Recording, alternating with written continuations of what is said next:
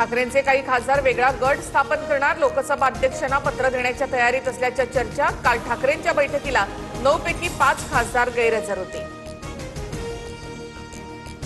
संजय राऊतांचा अचानक दिल्ली दौरा, ठाकरेंच्या खासदारांच्या हालचाली वाढल्यामुळे राऊत तातडीने दिल्लीला जाणार। ठाकरेंचे 7 खासदार आमच्या संपर्कात, पावसाळी अधिवेशनापूर्वी ऑपरेशन टायगर पूर्ण होईल, शिंदेचे शिवसेनेचे कृपाल तुमाने यांचा मोठा दावा। तुम्ही रावण झालात तर विभीषण जन्माला येणारच, 2019 मध्ये भाजपला धोका देण्यासाठी तुम्ही खड्डा खोदलात आणि स्वतःच पडलात, सुधीर मुनगंटीवार यांची ठाकरेंवर टीका। ठाकरेंचे खासदार संजय देशमुखांकडून शिंदेच्या शिवसेनेचे केंद्रीय राज्यमंत्री प्रतापराव जाधवांची भेट, तर आमची लढाई ही विचारांची पण मैत्री कायम, जाधवांची प्रतिक्रिया। मातोश्रीवरील बैठकीला काल देशमुख अनुपस्थित होते।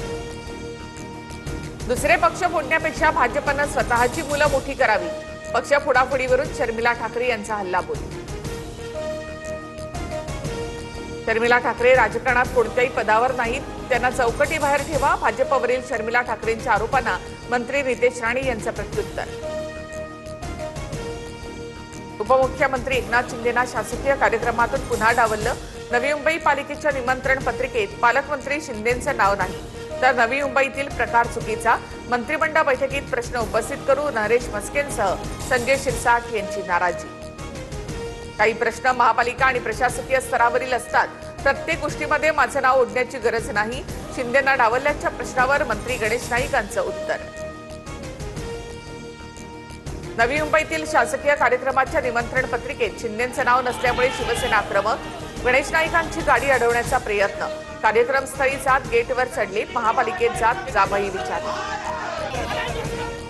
सातारा सांगलीमध्ये नगरपालिका आणि जिल्हा परिषद निवडणुकीवेळी भाजपने आम्हाला प्रतिसाद दिला नाही, त्यामुळे आताच्या परिस्थितीला सामोरे जा, मंत्री शंभूराज देसाईंचा भाजपला इशारा। सातारा सांगली विधान परिषदेच्या जागेवरून महायुतीमध्ये एकमत, मुख्यमंत्री फडणवीस, एकनाथ शिंदे आणि तटकरे यांची चर्चा, स्थानिक नेत्यांना एकत्रित काम करण्याच्या सूचना देणार, सूत्रांची माहिती। प्रमाणपत्रासाठी मनोज जरांगेंचा राज्य सरकारला अल्टिमेटम, कोल्हापुरात 1,40,000 नोंदी सापडल्या, 8 दिवसात प्रमाणपत्र द्या, जरांगेंचा इशारा। राज्यातील सर्व धरणांमधील पाणी केवळ पिण्यासाठी राखीव, 31 ऑगस्ट पर्यंत शेतीसाठी पाणी पुरवठा बंद, राज्य सरकारचे आदेश, बेकायदा पाणी उपशांवर तातडीने कारवाई करण्याच्या सूचना। पुणे शहरामध्ये आजपासून पाणी कपात, 50% शहराला समत तर 50% शहराला विषम तारखाना पाणी पुरवठा होणार। खडकवासला धरण साखळीमध्ये केवळ 5 टीएमसी पाणी साठा शिल्लक आहे। घाटकोपर दादर नंतर आता बोरिवलीमध्ये मनसेचा दणका, विट्टी इंटरनॅशनल स्कूल समोरील पांढऱ्या पट्टीवर पालिकेनं पिवळा रंग मारला, मनसेच्या आंदोलनाच्या इशाऱ्यानंतर पांढऱ्या पट्टीवर पालिकेची कारवाई। माळशिरसच्या तांदुळवाडीमधील विहीर दुर्घटनेप्रकरणी सदोष मनुष्यवधाचा गुन्हा दाखल, मृतांच्या वारसांना 5 लाखांची शासकीय मदत जाहीर, घटनास्थळी प्रांताधिकारी, आरटीओ आणि पोलीस प्रशासनाकडून तपासणी, पिकअप वाहन विहिरीमध्ये कोसळून 8 जणांचा मृत्यू झाला होता।